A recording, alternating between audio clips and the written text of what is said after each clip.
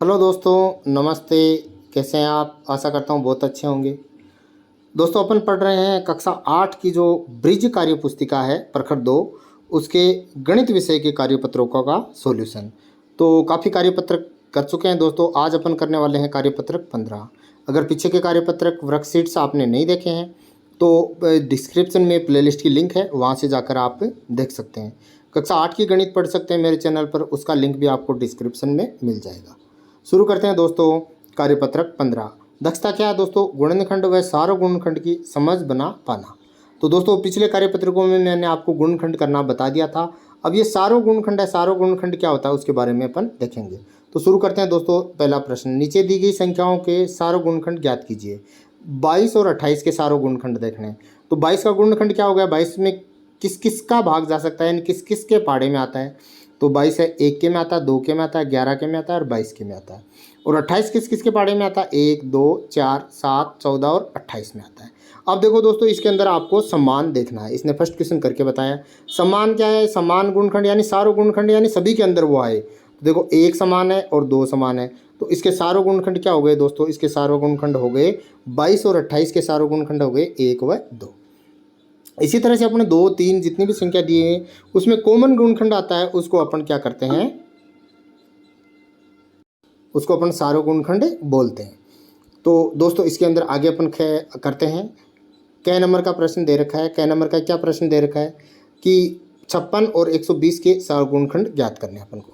तो 56 के गुणनखंड करेंगे पहले। 56 में किस किस का भाग जा सकता है, यानी किस किस के पाड़े में 56 आ सकता है? 1, 2, 4, 8, 14, 28 और 56 में आएगा। इसी तरह से 120 किस किस में आ सकता है? 1, 2, 3, 4, 5, 6, 8, 10, 12, 15, 20, 30, 40, 60 और 120 में आ सकता है। तो दोस्तों, आपको मैंने ये पूरा लिखा है 120 तक। आप जैसे ये 56 वाला 56 पर कंप्लीट हो जाता है तो 56 तक आप कर सकते हैं, यानी आप जैसे 60 आ गया तो उसके आगे आप 120 लिखें या नहीं लिखें, कोई ज़रूरी नहीं है, क्योंकि वो सार्वगुणनखंड तो होगा नहीं, क्योंकि ऊपर वाले में छोटी वाली संख्या में नहीं पाया जाएगा वो। तो इसके अंदर कॉमन क्या है दोस्तों? 1 कॉमन आ गया, 2 कॉमन आ गया, 4 कॉमन आ गए और 8 कॉमन आ गया। तो इसके अंदर क्या हुआ दोस्तों? इसके सार्वगुणनखंड क्या हुए? 1, 2, 4 और 8।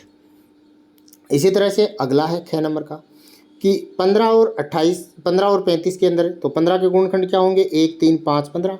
और 35 के क्या होंगे? 1, 5, 7, 35। अब कॉमन क्या है दोस्तों? 1 और 5, तो इसका आंसर आ जाएगा 1 और 5। इसी तरह से 35 और 50 के, तो 35 के गुणनखंड क्या हो गए दोस्तों? 1, 5, 7 और 35।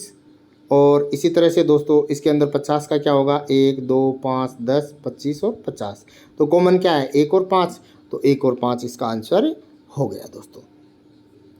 नेक्स्ट क्वेश्चन है दोस्तों, क्वेश्चन नंबर 2। नीचे दी गई संख्याओं के सार्वगुणनखंड ज्ञात करें। तो चार गुणनखंड ज्ञात करेंगे तो अब 3 संख्याएं दे दी, पैटर्न वही लगाना है। 4 का गुणनखंड क्या होगा? 1, 2, 4।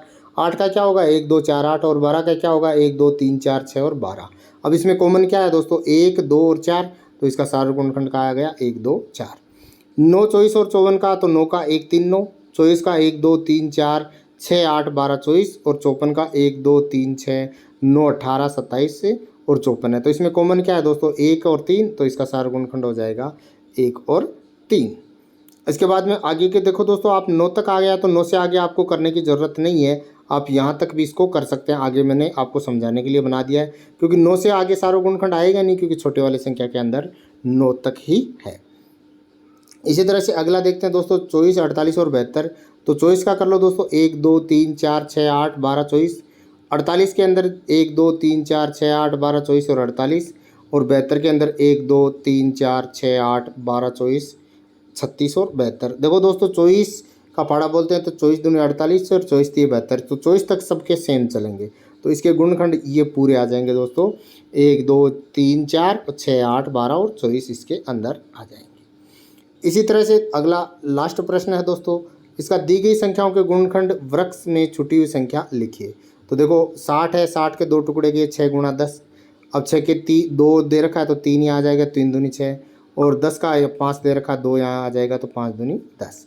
इसी तरह से 90 का है, 90 के 2 टुकड़े इसने कर रखे हैं, 15 गुणा 6, 15 6 90 हो जाता है। अब 15 के आपको 2 टुकड़े करने हैं तो 3 गुणा 5 15 होता है, और 3 दूनी 6 6 हो जाता है।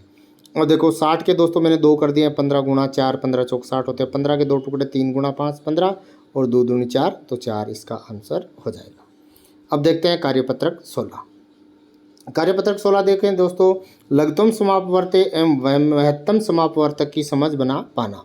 अब देखो दोस्तों ये कैसे करते हैं, पहले क्वेश्चन को समझेंगे कि नीचे लिखी संख्याओं में से 2 और 3 के समान गुणजों पर गोला या गोल घेरा लगाएं। तो 2 और 3 के समान गुणज क्या होंगे, मैंने अभी बताए थे आपको। जैसे 2 का पहाड़ा लिखेंगे 2 दूनी 4, 2 तिया 6। इसी तरह से 3 का लिखेंगे 3, 3 एक 3, 3 दूनी 6, 6 इसमें कॉमन आ गया तो 6 इसका एक समान गुणज हो गया। अब देखो 6 के बाद में क्या आएगा, 6 दूनी 12, 6 तिया 18, 6 चौक 24, ये इसके समान गुणज रहेंगे। तो दोस्तों एक ज्ञात करने पर उसका पहाड़ा बोलते हैं। तो क्या आएगा, 6, 12, 18, 24, 30 और 36 इसका आंसर आ जाएगा।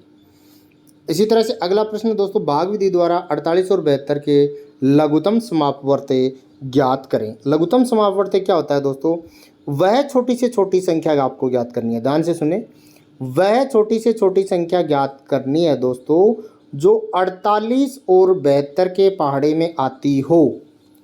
बहुत सारी संख्याएं आएंगी लेकिन छोटी से छोटी ज्ञात करनी है।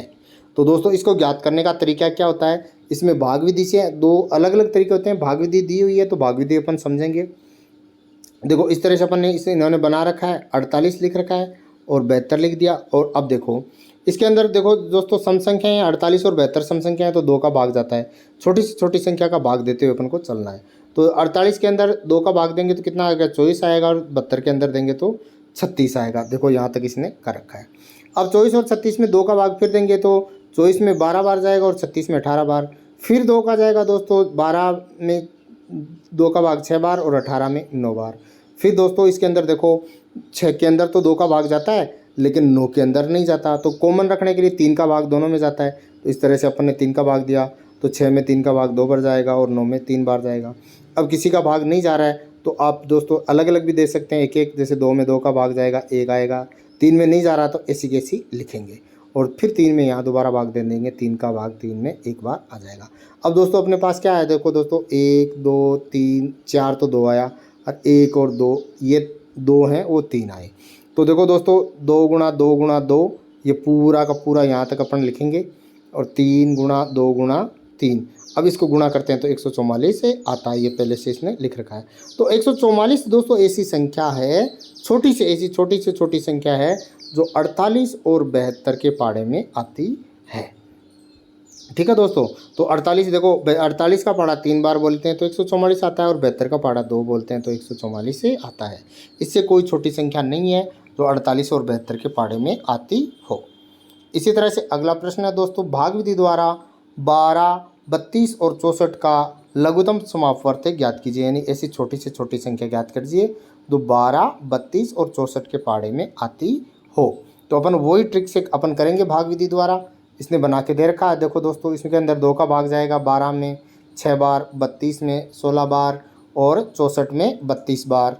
अब आगे देखते हैं दोस्तों, अब आगे इसमें क्या आएगा, देखो 2 का भाग जाएगा 6 में 3 बार, 16 में 8 बार और 32 में 16 बार। फिर नेक्स्ट करते हैं 2 का भाग। देखो दोस्तों अब इसमें थोड़ा ध्यान से समझें, इसमें 2 का भाग नहीं जाता, 3 में 8 में जाता है और 16 में जाता है। तो जैसे 1 में नहीं जा रहा हो और बाकी 2 में जा रहा हो तो अपन प्राथमिकता 2 को ही देंगे। तो 2 का भाग 3 में नहीं जाता, ऐसा कैसा लिख दिया, लेकिन 8 में 4 बार जाता है और 16 में 8 बार जाता है। इसी तरह से फिर अपने पास क्या आया, 3, 4 और 8 आया। अब देखो दोस्तों 2 का भाग 3 में नहीं जाता, ऐसा कैसा लिख दिया, 4 में 2 बार जाता है और 8 में 4 बार जाता है। अब देखो दोस्तों फिर अपन आगे चलते हैं, इसके अंदर 3 में 2 का भाग नहीं जाता लेकिन 2 और 4 में जाता है तो 3 ऐसा कैसा लिख दिया, 2 एकम 2 और 4 में 2 बार चला गया। अब अपने पास क्या लिखेंगे, 2 गुणा 2 गुणा 2 गुणा 2 गुणा 2 गुणा 3 गुणा 2, ये अपन यहाँ लिखेंगे तो 192 आ जाएगा। अब देखते हैं दोस्तों अगला प्रश्न। अगला प्रश्न है दोस्तों, महत्तम समापवर्तक ज्ञात कीजिए। अब लघुतम समापवर्तक समझ लिया, महत्तम समापवर्तक समझते हैं। महत्तम का मतलब बड़ा, तो वह बड़ी से बड़ी संख्या ज्ञात करें।